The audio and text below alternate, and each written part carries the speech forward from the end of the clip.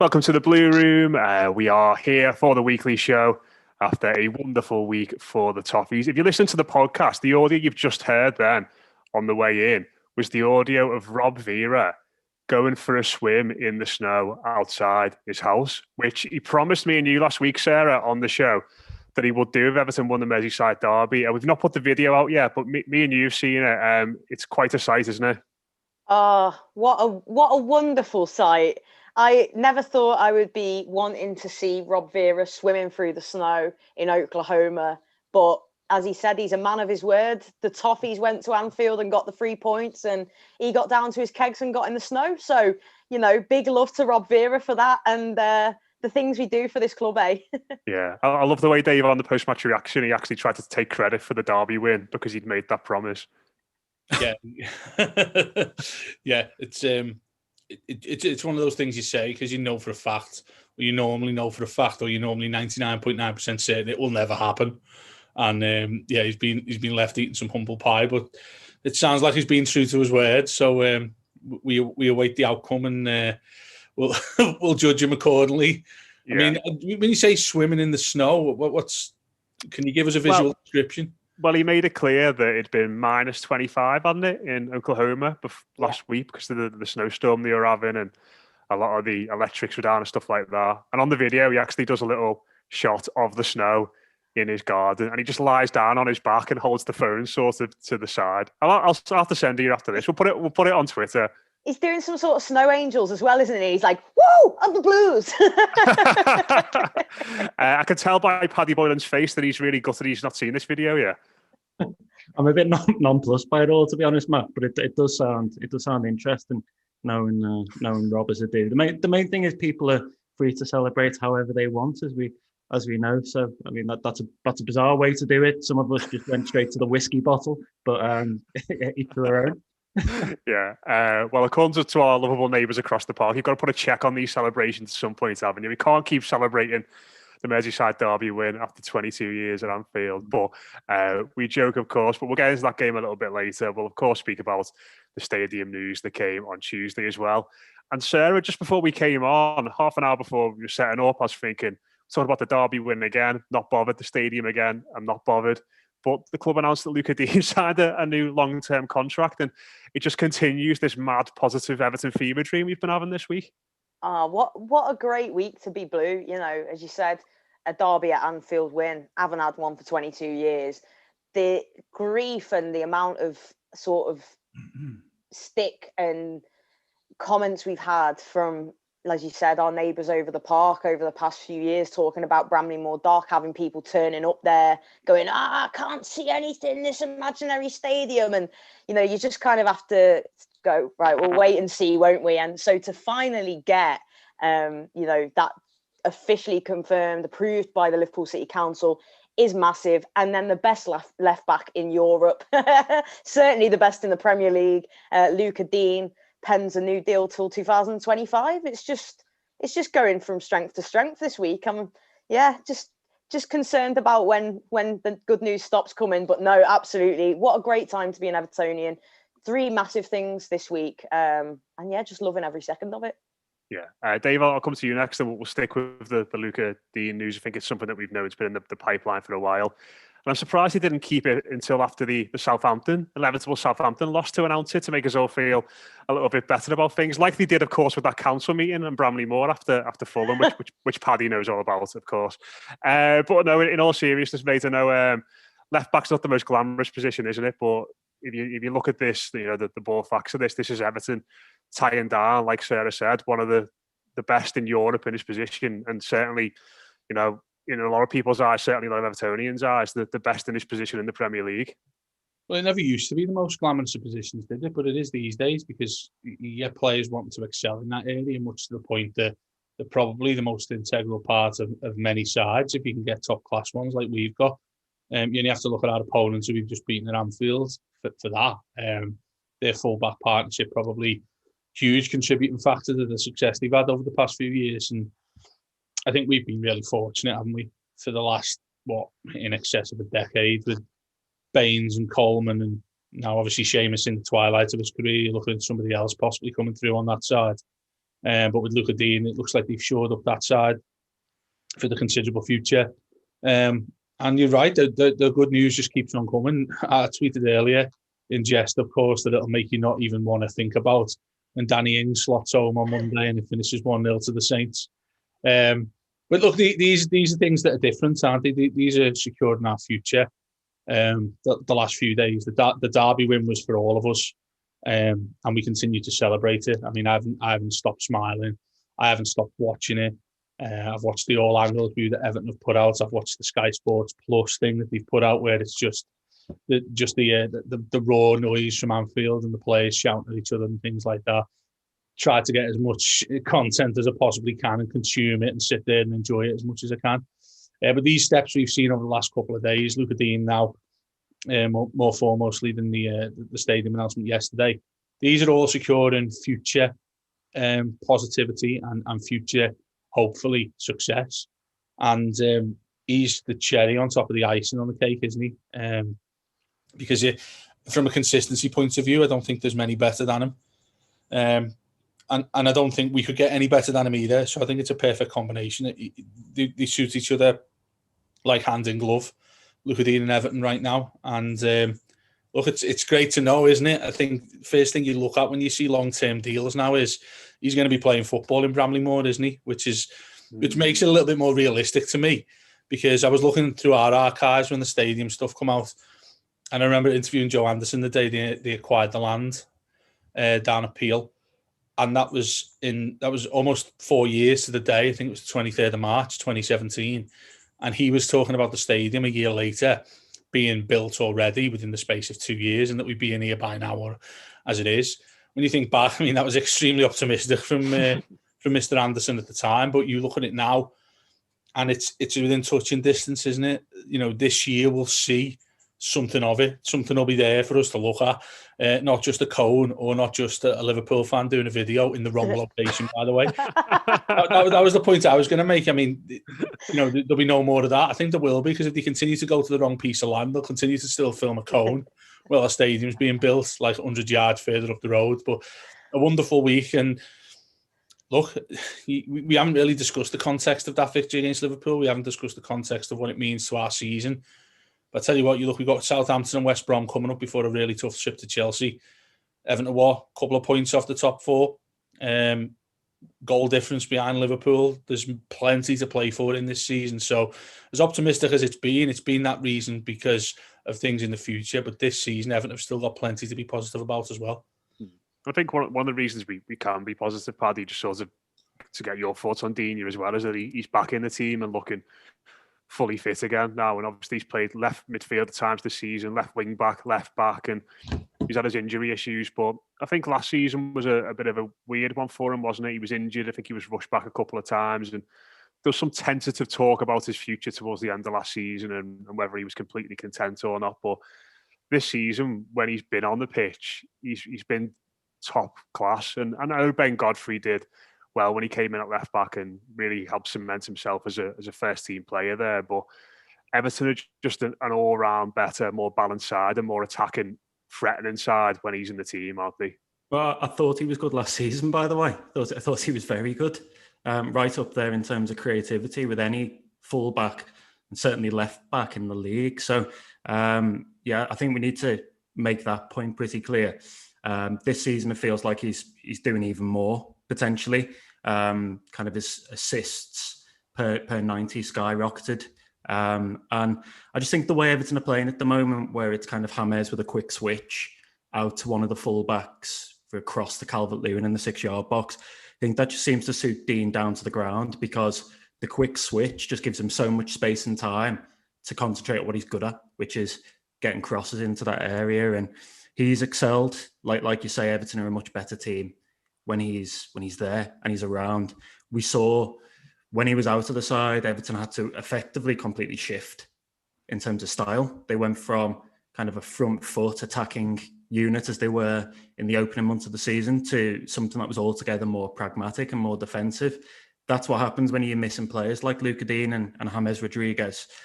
So the fact they've got Digne now, the fact they've got Ben Godfrey, Mason Holgate, it means that there are kind of multiple ways you can skin the cat now. And I think that's the most important thing. Everton need to be able to they need to be versatile. They need to be able to attack in multiple different ways. And that's what it gives them. It's a fantastic piece of news. It really, really is, in what has been a fantastic week.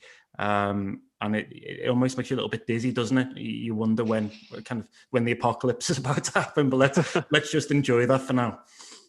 Yeah, absolutely. And just one other thing on this potentially as well. He's going to be here for the next 4 years. Seamus Coleman's doing well at the moment, but he's getting a little bit older.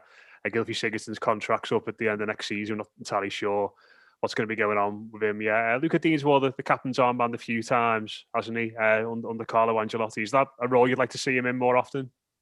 Yeah, absolutely. I think, he's got what it takes to be a captain. Often you like seeing captains in the heart of your midfield and, and stuff like that. But I think what he brings, his experience, and actually he's kind of at the right age, I think, to be able to be wearing that band. You could see him wearing that going into Bramley-Moore Dock. He gets the club. He's been here now for going on 3 years. He is so influential to the way we play. The amount he assists us in terms of goals, getting forward, and is draws more attention really than what he does as a defender. And he's someone that I can definitely see wearing that armband. We've got a pretty, it's one of the lads referred to it before, over a decade, we have really been pretty blessed in terms of having, strong Leighton Baines, look at him, and then Luca Digne and what Leighton Baines did as a captain. And although they are different types of characters as well, I can very much see Luca Digne as a captain armband. With the captain armband, I'd welcome that. And it's not a bad thing to picture, is it? That beautiful stadium on the docks.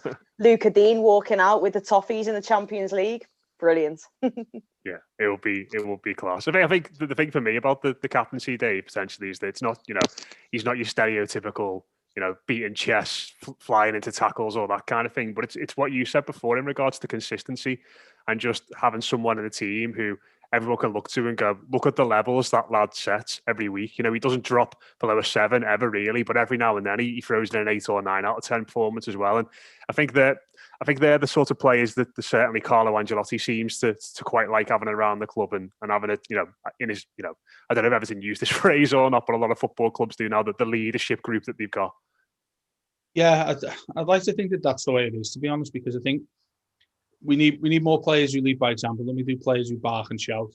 I think that's a better way of captaincy. It worked under Jagielka, didn't it? For such a long time, he wasn't exactly the most vocal of captains.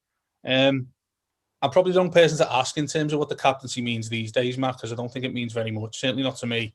But that's probably because of the way it's gone in the last few years, and I don't feel like it's had the impetus it probably should do at a football club. Maybe it's a modern day thing where it doesn't really mean what it used to. When you think about the great leaders that we've had in our past, Kevin Ratcliffe's one. You can see him now, he still talks like a captain when you speak to him. But it'd be nice for it to be reclaimed in many ways, for us to actually have somebody in charge of that role in the club who could actually, is qualified to do that job, really, to lead by example. And you certainly couldn't pick anybody better, could you, than Luca Digne? I think as well, Dave, it's probably just been a while since one of our best free players has had it, or in the team. That's exactly what I'm talking about. That's what I mean in terms of it's probably been a bit devalued. Sigurdsson having it means nothing to me. Maybe when Davis has it, it doesn't really mean much to me in terms of has he earned it. No, he's been given it because of several things that don't really have much to do with how good he performs for the club. But giving it to Luca Digne, it's giving it to somebody who does perform. It's giving it to somebody who holds them standards. And exactly like you just said there, I think you're giving it to somebody who you can look to, and everyone who comes on the pitch can look to and say, well, if I'm just below him in player ratings or whatever it is, or if I can be better than this guy, then I've done my job, because he's the one who sets the standards at the football club. So more than happy for them to have it. And I'm more than happy for that to be the attitude amongst the players, that they have to excel enough to be able to say they've earned the right to be on his team. Like, captain should mean captain, shouldn't it?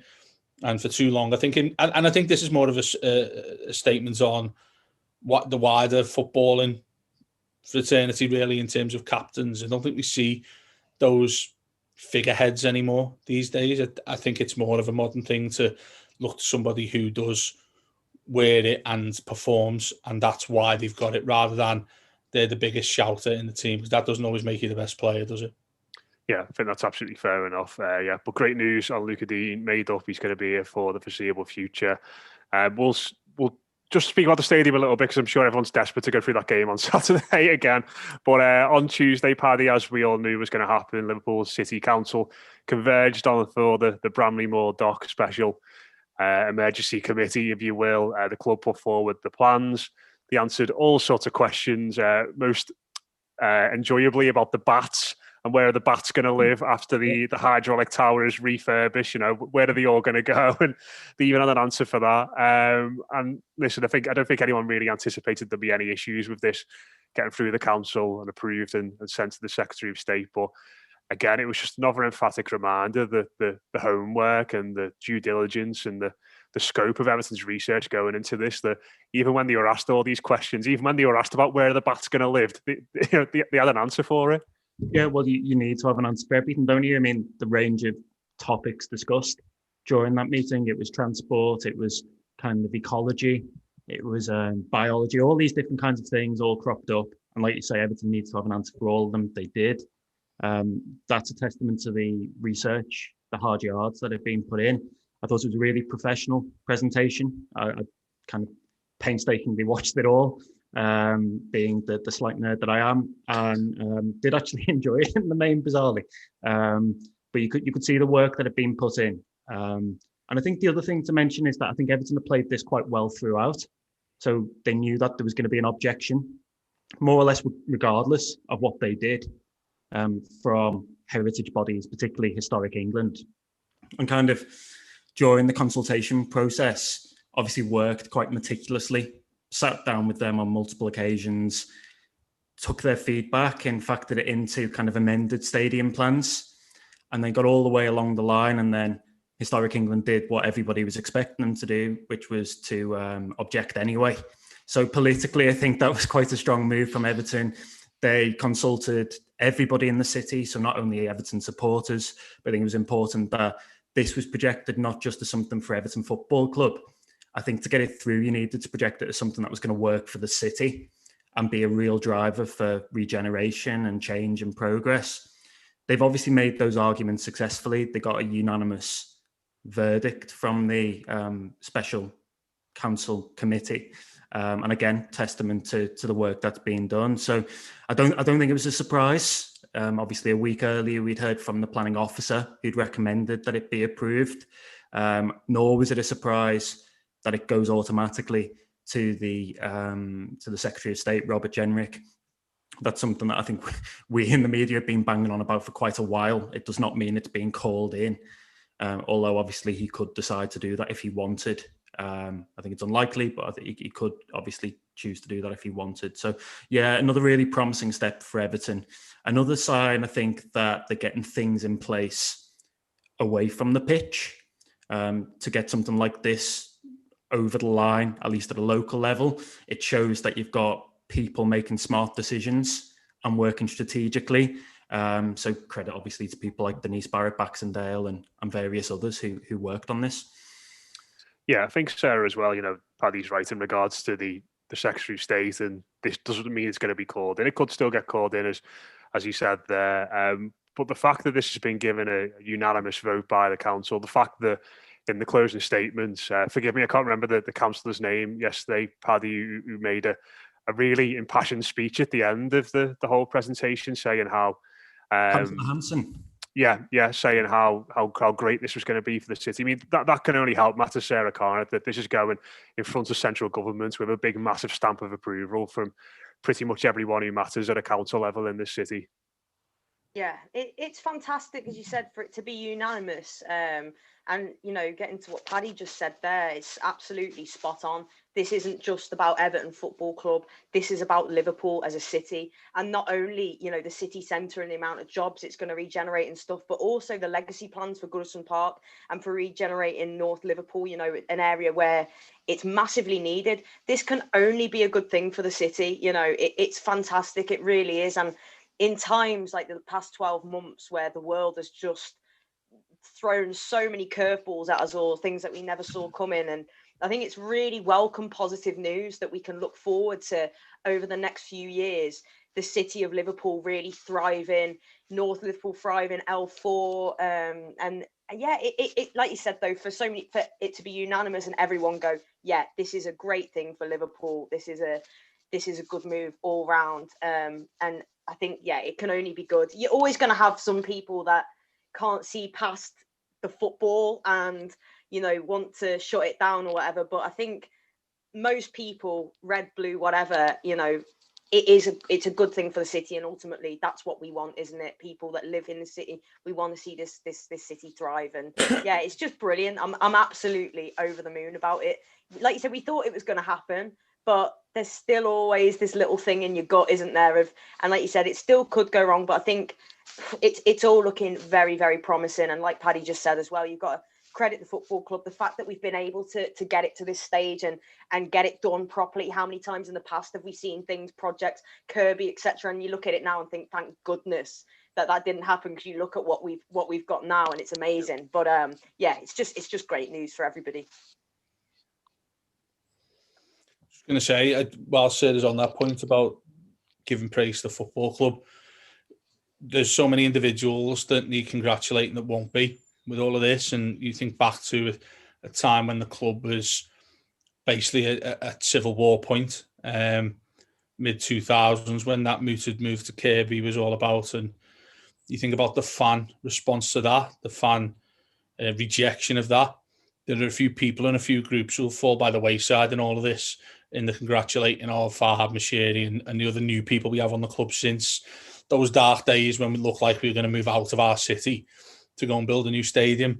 Like Dave Kelly, who we speak to a lot, he was a figurehead. He was at the point of all of that. You know, you think of the Blue Union, you think of Keep Everton in Our City, there were the People's Group, everything that formed, all of the groups that came together to oppose this need a massive pat on the back. And they're a big part of our history in this move, because had they stood and let this happen, had the vote not been as close as it was at the time, because if you remember, there was just over a majority, just over 50%, apparently, according to the club at the time, and this was controversial too, wasn't it? Voted for this to happen and for us to go to Kirby. There were a very large group of disgruntled supporters thinking, I don't know if that would be the case really, if you did the straw poll amongst the people that voted, that it would actually be in favour of doing this. Some wild accusations and ones that have been misconstrued and ones that were unfair were thrown about as well. It wasn't always conducted in the way in which you would like to see something like that, but there's a lot of people sitting there now feeling vindicated by this and that Everton did this. I won't go over the ground of the sort of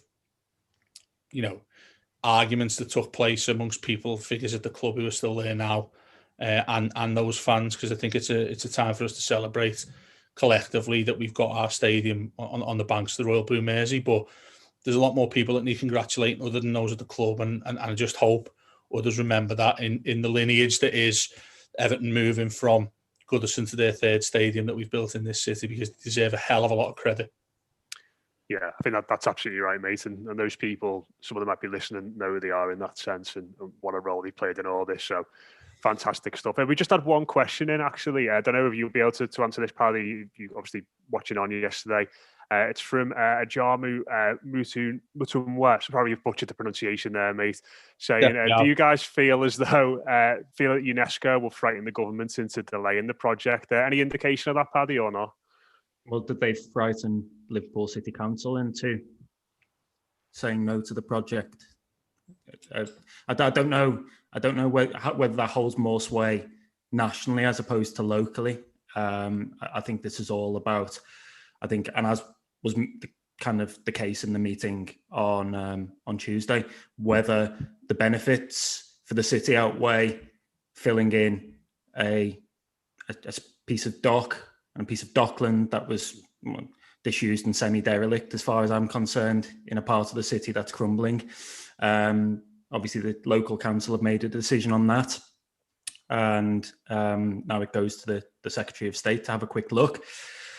What he said so far, both him and his office, what's come back so far, what they've said over other projects is that they prefer to allow the local decision to stand, and they want to devolve more power to the regions rather than less. So again, it would be a surprise if they change tack on this. I don't believe it's necessarily just about UNESCO. I don't believe it's necessarily just about historic England. It's everything pro and everything against, and when you weigh them up, what matters more? Locally, a decision's being made, and I think that counts an awful lot here. And I also think the fact that it's unanimous means an awful lot too. That's very significant. So, yeah, I don't know about UNESCO, but I think Everton should be and are confident at this moment in time. Yeah, we've had just a few other comments. Pete Dow saying it's always easy to have a go at the board, etc. But Denise and the team really do need our congratulations and appreciation for the work they've put in. We've also had this one from Ian Clark saying the Tories will be falling over themselves to give us the green light. I hope so, mate. And David Snook saying the only way to properly end our stay at the Grand Old Lady is to win the league in our final season there. That would be nice, wouldn't it, in that regard? But yeah, do you know what? I've always thought about, doing the post-Anfield derby weekly. And if someone had said to me that you'll be half an hour into the show before you even mentioned the football match, then I wouldn't quite believe them. But there's been so much going on this week. But yeah, Sarah, Everton did win at Anfield on Saturday, 2-0. Me, Dave, Mark and Rob did a pretty euphoric post-match, which ended up with us all singing at the end. After pretty Dave, useless one, really, Matt, wasn't it? after Dave, no tactical knowledge or anything like that. Yeah, after Dave eventually got the music working, we sung out with Spirit of the Blues. Paddy's shaking his head as if he wasn't watching along singing as well. I just love the acceptance speech from Dave, where he kind of listed every single person that had helped Everton win the derby. It brought a tear to my eyes, you can imagine. That was real tears, mate, because you weren't mentioned. I did help Everton win the derby, let's be honest. But just away from the match itself, Sarah, I mean, how do you feel a few days on from it all? Have you still got that euphoria? You still like Dave, where you're watching it all the time and thinking back to it all the time? And I think we're still at the point now where each day you see like a new video or a new photo, or you read something different, and you still get that sense of, oh my God, this actually happened. Oh, yeah, I'm exactly like Dave. I've watched Match of the Day over. I've watched the full match back again, because it's so lovely to watch when you know what's going to happen. Because I think for that whole 2 hours, pretty much, up until Gylfi slotted the pen in, I sort of accepted then. I have to shake the fact of this fear that we're going to bottle it and think, no, we've done it now. And I was celebrating. I was running up and down my landing on Goodison Road. But I don't know what I was doing, banging on walls. And you can get them whinging and crying and saying, oh, look at the state of them celebrating like that.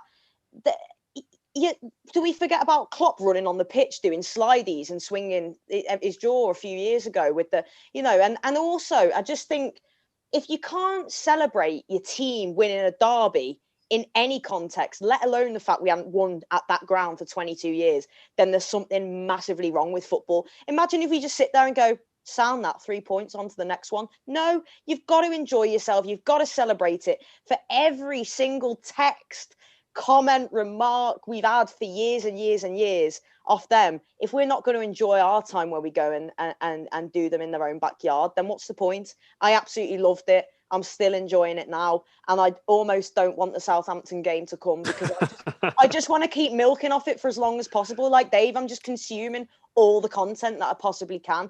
But I think the fact that we deserved the win as well, and as I said, that even when it was 1-0, when the penalty went in, I was giving it loads. But even at 1-0, maybe not as soon as he scored, because it was after like 2 minutes, but even though they created stuff, they just felt this weird sort of assuredness about the team. And I think that's credit to Carlo and the way we set up, and it's credit to the way we defended, how everybody fought for the team. There's so many factors that go into it. But yeah, absolutely, I'm still enjoying it, Matt, and I plan to until Monday at the very least. Yeah, it's been great having the Monday night game afterwards, isn't it? It just gives us that extra few days of relaxing. But you know what, Dave? I think Sarah makes an interesting point there about the celebrations and that kind of stuff. Because I don't know if any of you have seen the interview Mason Holgate and Ben Godfrey did with Rio Ferdinand on that channel. But it was something that Holgate brought up and said effectively, you know, what Klopp did a few years ago. Listen, I didn't have a problem with what he did at all. You know, you score a last-minute derby winner, you run on the pitch and you celebrate. That's absolutely fine. People lose their heads in those situations. But,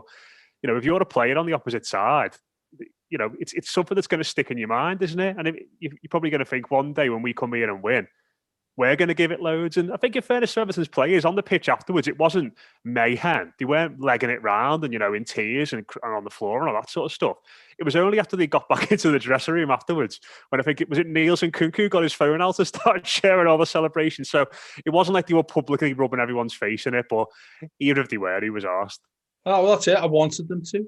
I have a slightly different opinion than Sarah on Liverpool fans talking about us over celebrating. I've lived off it. I feel like a vampire that I've suckled it all in. I absolutely love it. I love it because it shows within the heads. It shows they're thinking about us all the time. And I absolutely love it. I want it to carry on. I want them to carry on moaning about Jordan Pickford in the first derby. I want them to talk about Richarlison putting the best midfield player in history out for a few months that's been absolutely useless since he come back. I want all of it. I want them to carry it on. I want them to laugh at us if Danny Ings scores and we get beat on Monday, because this won't be ever taken away from us now, because it's been such a long, long time that I've transcended being bothered about what anybody else thinks, even down to fellow Evertonians. Some of them were in our comments the other day saying, oh, it means nothing unless we beat Southampton. Yes, it does. It means everything. It means absolutely everything, because like I said on the podcast the other day, we don't get these moments. We exist as a podcast and as a platform. We exist for those moments, but we've never had them. And that's one that we've had, just one. Well, when did you set the Blue Room up, Dave? 2012? There's been no derby wins in that time. This is the first time anyone who's ever been on the Blue Room was able to do a podcast about us beating Liverpool in a football match. Well, I love as well that other people don't understand it. They don't understand this feeling. I'm still struggling to comprehend that we won that game.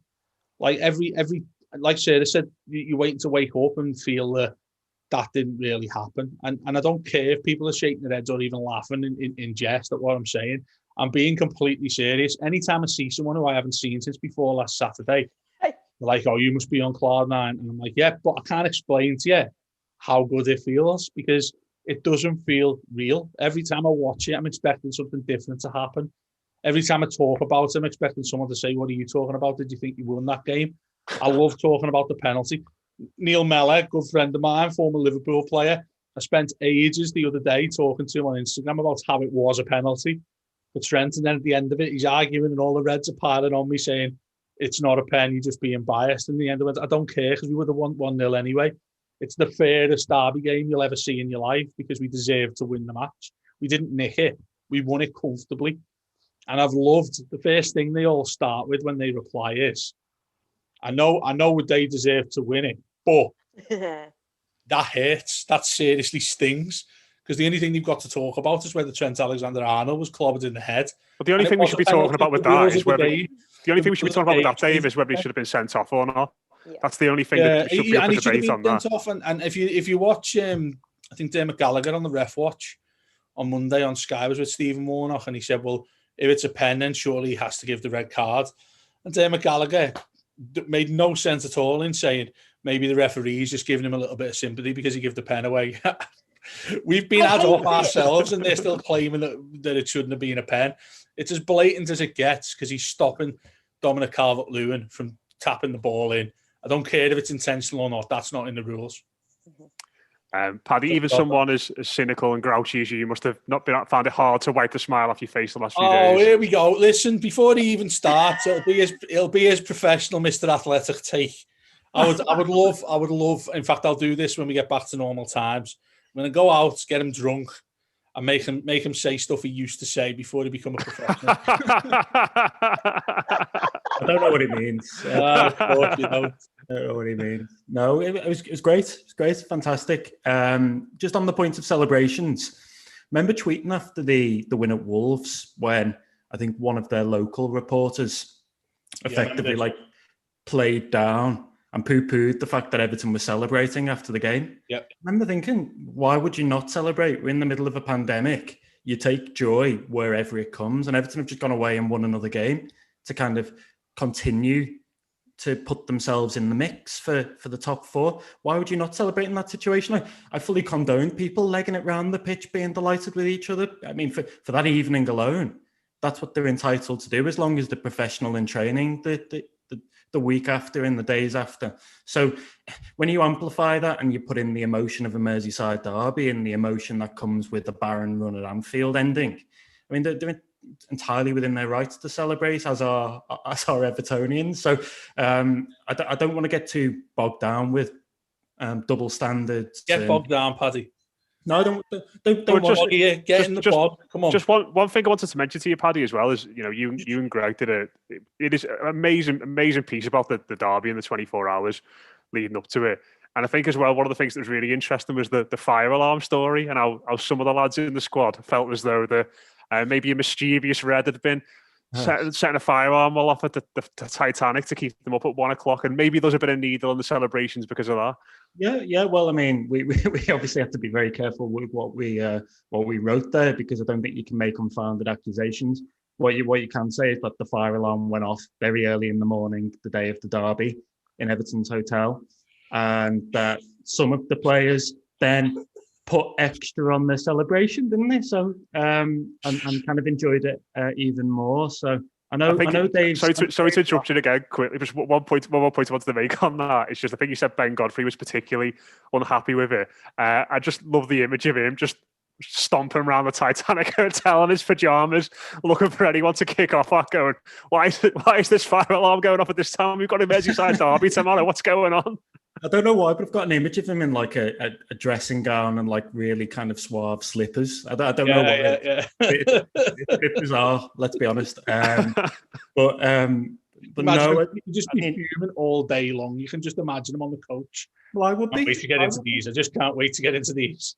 I would be. I remember waking up in my apartment block here. Somebody had set the fire alarm off at some ridiculous hour, and I remember just being absolutely furious. So I mean, when that happens the day of a derby, can you imagine what the players would be like? So yeah, obviously you can't say for certain on that, can you? But what you can say is that Everton players thought it was curious in some cases, and that kind of took that out onto the pitch. Luca Digne on Twitter shortly after the game, obviously with that quite cryptic image of the lion with the blue eyes, looked like it being possessed by something from Game of Thrones, but that's another matter. And they went out and got the job done. You go, if you're irate and you're incensed about something, go out and do something about it. And Everton, for once, have done that. So credit to them. I think it helps that you've got figures like Godfrey and Mason Holgate, and you kind of mentioned the interview there, Matt, that they did with Rio Ferdinand. Thought it was quite clear that those two lads are winners, that those two lads are the kind of guys that you want in your side, particularly for a derby, but in most circumstances, that sheer drive, determination and will to win. And I think you need a little bit of nastiness as well. As we saw with Ben Godfrey, where he goes herring towards Xherdan Shaqiri in the second half at Anfield. That was his ball, and he was going to win it. And he wanted to make sure that he put as much on the challenges as possible. And that's something, obviously, that reputation has followed Ben Godfrey around. Very, very clean tackle, but obviously robust in the extreme. So I think you need guys like that, and I think Everton are getting more of them. So it's no surprise to me that this Everton was more likely to win it at Anfield than past kind of iterations of Everton. He's a bit of you, Godfrey, Paddy, isn't he?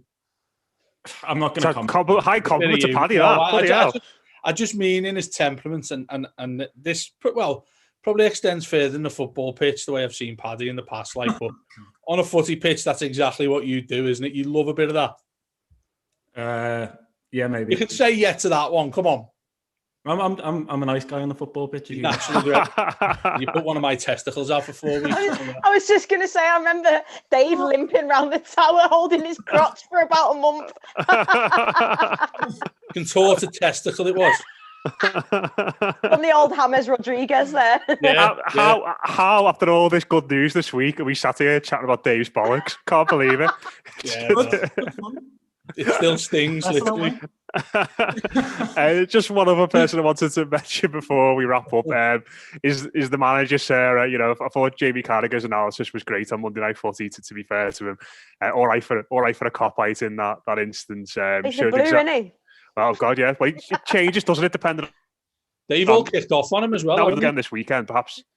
Yeah, perhaps he'll go back to the blue side. But it just goes to show that we have got a genuine tactical genius in charge, haven't we? And you know, I don't think I was the only one of that team who thought, "Oh my word, how is this going to be?" I think I was texting Paddy before the game saying, "This is not going to work at all." You know, I've got no confidence in this, and it all played out as well as it did. And you know, I think what we saw on Saturday and where we are in the league this season, it was just sort of a nice little cap on where Carlo's taken this team this season, especially when you think back to our last trip to Anfield and the dire straits the football club felt like it was in then. Yeah, he is an absolute genius. And, you know, again, you've got to credit the club that those, you know, over a year ago, we went out and we got the very best. It starts at the top, doesn't it? And, you know, I said on the podcast last week before the derby that when Everton have had stumbling blocks this season, i.e., you know, well, you can't really say the Man City game, like you said, that was a valiant defeat, if you like. But the Fulham game at home, the Newcastle game, whenever we've had those, and you go on Twitter and you get some people going, "Oh, the best we can hope for is a mid-table finish. Nothing's really changed." No, the difference is now when we do have those little moments, we come back with a win. It happens. Like, we don't seem to go on a dire run for ages. It's a game or two and we're back. You know, we beat Leicester away this season. We've beat Spurs away this season. We've beat Liverpool away this season. We're in the quarterfinals of a cup. We went to Old Trafford. We're 2-0 down and managed to get a point. The mentality is just different. I loved the interview with Klopp before the game where he's saying, "Have you seen the team?" And he's giving it, "Oh, no, I haven't seen the team." He's quite smug and the rest of it. And he's saying, "What do you think, DCL, Alan?" And he's like, "No, they're not in the team." And he's sort of laughing and like, "Oh, Carlo, that sly fox," kind of thing. And it's like, yeah, exactly that. You know, none of us saw it coming. I didn't see that team. I thought at least Calvert-Lewin would be in there to start. I really did. And I was getting the texts through family members, friends go, "Oh, have you seen the team?" And you just think, it's Carlo Ancelotti. Let's all try and be as calm as we can. Easier said than done on a derby day. And I felt sick for 2 hours. But even when they had the chances, even, you know, Pickford again, Michael Keane, superb, absolutely superb. But even when they had their chances, like I said before, there was an assuredness about us, and there always is a kind of assuredness about us. Don't get me wrong, we've still had games that we'd want to cross off, and there's still things that need ironing out, players that probably need to move on, and we'll see all that kind of change continue to come. But we have got one of the best football managers in the whole world. And he's come in, his first proper season. He's already ended some horrible hoodoos that we've had. Like Dave said, we're within touching distance. I think Champions League's probably going to be just a bit too much of a push this season. But we still could qualify for the Champions League this season. And that's massive. And I'd be shocked if we weren't in Europe next season. I'd be very surprised if we weren't. That's massive. And so much of that is down to Carlo Ancelotti. Look at Tom Davis as well. Players like that, Keane, Davis, you know, he's just a genius, and I just love him. I've got one of my weird questions to ask. Don't grimace, Paddy. It's above board. Don't worry, mate. You won't have to get your legal contracts out and all that. Would you swap Saturday's win over them for a win over Man City in the quarterfinals? But that might be one for the people in the comments. yeah. We'll do a poll on this, but I don't know if I would. You know, I find myself quite. I don't know. Do you know what? I don't think I would, because if you get past City, you're not guaranteed to. You know, we've been in semi-finals in recent years, but getting the Anfield and the Derby thing off our back finally. That's going to be as big a weight lifted off our shoulders, I think. Because let's be, you know, you play them twice a year, every season at least. So that in itself is a huge thing. I think so. It's tight, but I probably wouldn't. Sarah? We're going to do both. We're going to knock City out. That's the right answer. Yeah, go on. We're going to win the cup as well. Top 4. I think that's it. Now we've got to look at the City game and go, okay, they are absolutely bloody fantastic, and they're going to be very difficult to beat. But I think it might have been it might have been you, Dave, who tweeted, "I'd rather play them at Goodison than at Wembley," and it's right. And you're gonna have to play City if you're gonna win the cup. So yeah, I'm gonna sit on the fence and say we're gonna do both. So no bother. I didn't know you were allowed to sit on the fence, Dave. Not being a very Paddy doesn't sit on the fence. Go on. No, I don't think in isolation being in a semi-final means anything really. There's no trophy handed out. If at the end of the season we look back on this year and we say, oh well, we were beaten semi-finalists, I don't actually think that matters one iota really. Roberto Martinez managed that, so I don't like hyping this Merseyside derby win up beyond proportion. I don't think that's right. I think we should keep it to an extent. The team should keep their feet on the ground and look to continue with the goals for the rest of the season. But yeah, like I say, just beating City and just getting into a semi-final, I don't think is necessarily worth kind of swapping and substituting for what we had the other night. Like Matt said, and I know we had this little "this means more" speech, but I did that before somewhere else. Yeah, sure. Another team's got that as the motto. What a lovely motto it is too. Obviously means so much more than for any other side. But it's important. There he is, Dave. You've drawn out the slide over the course of the show. We're nearly at the end, and he's shook off those athletic shackles, and he's getting stuck into them. Looks like the type of man who cynically volleys other people in the crotch, doesn't he? All it took was you to compare it to Ben Godfrey, and the slides emerged. It's just the later on in the day we go, and the further away from work hours, the more grumpy I am. So we get to got a stress ball underneath the desk there, hasn't he? With my face on it. No. Just on the comments to that question, Dave, everyone's saying no. No, we had to end that sequence at Anfield of the wins to shut them up. Peter Dowles agreeing with Matt. Cheers, mate. This does mean more. But I would be tempted if we were guaranteed to win the cup after beating City. John Falks, no, I'm enjoying beating the Reds. Wouldn't swap it. Ian Clark, no, we've beaten the Shite. Must have a better chance of beating City. Right, Pat, no, yeah. So everyone agrees with me there, Dave. But just one more thing I wanted to mention. Just on Ancelotti, Dave, and then Paddy as well. Feel free to follow on. Is the one yellow card on Saturday, Dave, and I think that was really interesting and a real reflection of the manager and his ability to keep these lads calm. When, let's be honest, the Guardian put on the back of their page on Saturday morning that it was going to be like a wrestling match in a Royal Rumble with tribal patons and stuff like that, and all sorts of the big headline, the rematch. And I think it would have been very easy for a lot of players to lose the cool in that situation. And the fact that Everton didn't, I think it was Gomez, the only player who got booked. And that was from more of a succession of fouls than a really bad tackle at any point. So I think that the fact the manager was able to get those lads to keep their cool in that environment. Obviously, there's no supporters, so it's a bit different. But one yellow card in a Merseyside derby is rare for us, isn't it? Controlled aggression is what it was, Matt, and that's absolutely fine. If you're willing to stay on the boundary and push it a little bit as far as you can, then that's the right area to be in the right frame of mind for the Merseyside derby. And you saw that tip of 5 by Ben Godfrey's tackle. He didn't have to go anywhere near Xherdan Shaqiri, did he? We all know he didn't, but he didn't foul him, he didn't injure him, but he made sure he got the ball and he made sure that nobody else was going to be within a yard of the ball when he took it cleanly. And that is the perfect mindset. You look at the way Pickford conducted himself too. There was none of this geeing himself up nonsense. There was none of this slapping himself in the face and things like that. It was get the job done. In fact, I liked Pickford. It looked like a bit of a darker Jordan Pickford. It wasn't. There was none of the shenanigans. He made a few saves. He looked a bit rough. I like the long hair. With his stubble and his hair out of place and all that. I like that because it looked like a man who was there to prove people wrong. And I feel as if that's the attitude we've got when we're coming into these games now. That's why we've got this 8-game undefeated streak away from home. That's why we need 2 more wins to match our best ever as a football club away from home, is because they're approaching these games with the right attitude.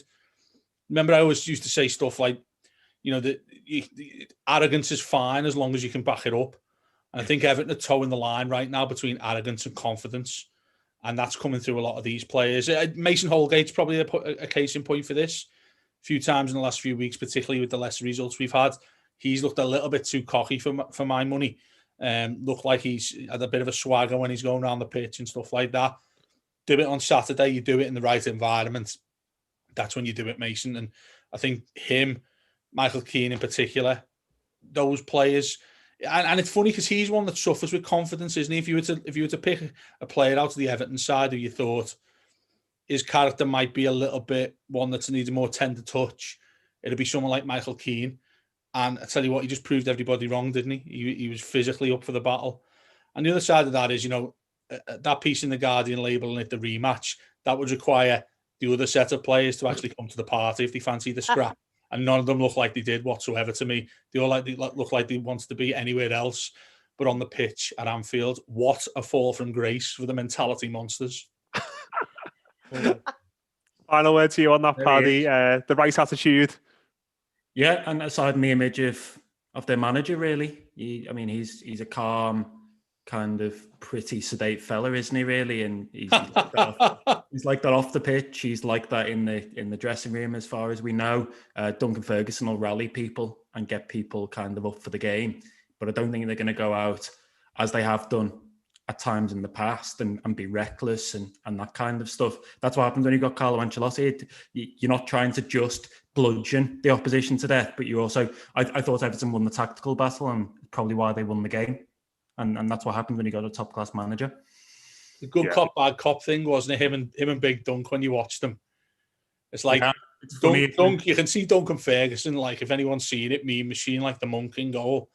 He just wants to come out and decapitate people because he gets this red mist that descends, and it's like that when he celebrates next to Carlo, and Carlo's like, just hold it, give it 5 minutes, mate, because he just wants to stand there and look so peaceful.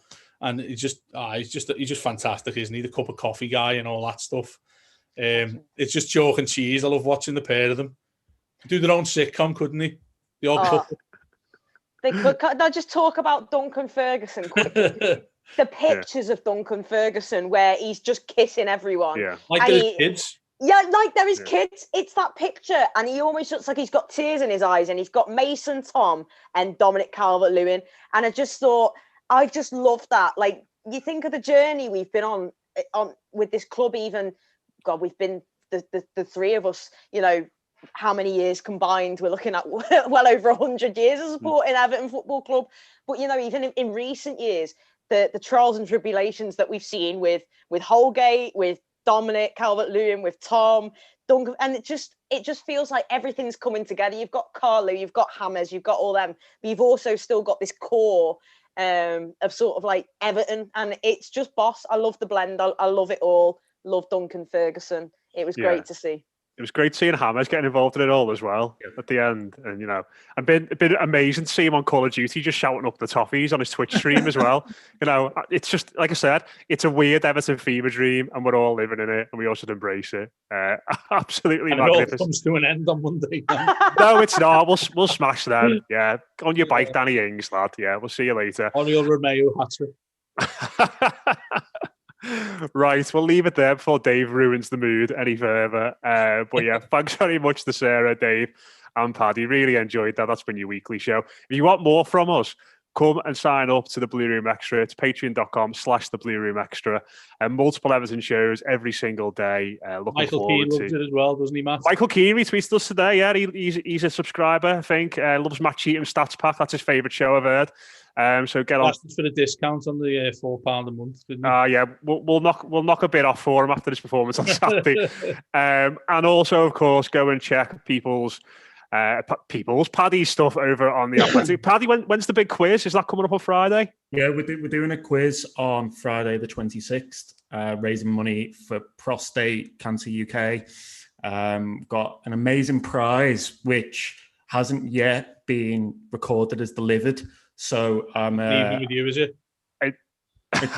It's been sent to our office in London, and I've not received confirmation of that yet. So I'm not going to say much more. But yeah, fantastic prize. Got other prizes as well, and obviously raising money for a really good cause. So I'll tweet out details of that during the week, no doubt. You host it, Paddy, yourself? Like I am, unfortunately. Yeah. I can imagine that. Do you know what?